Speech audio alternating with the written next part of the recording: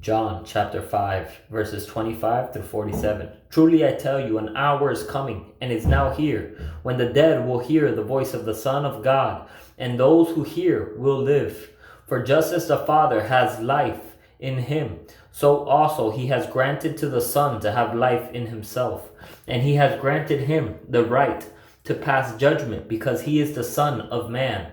Do not be amazed at this, because a time is coming when all who are in the graves will hear his voice and come out, those who have done good things to the resurrection of life, but those who have done wicked things to the resurrection of condemnation. I can do nothing on my own. I judge only as I hear, and my judgment is just, because I do not seek my own will, but the will of him who sent me. If I testify about myself, my testimony is not true. There is another who testifies about me, and I know that the testimony he gives about me is true. You sent messengers to John, and he testified to the truth. I don't receive human testimony, but I say these things so that you may be saved. John was a burning and shining lamp, and you were willing to rejoice for a while in his light. But I have a greater testimony than John's, because of the works that the Father has given me to accomplish. These very works I am doing testify about me, that the Father has sent me. The Father who sent me has himself testified about me.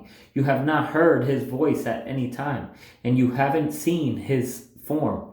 You don't have his word residing in you, because you don't believe the one he sent.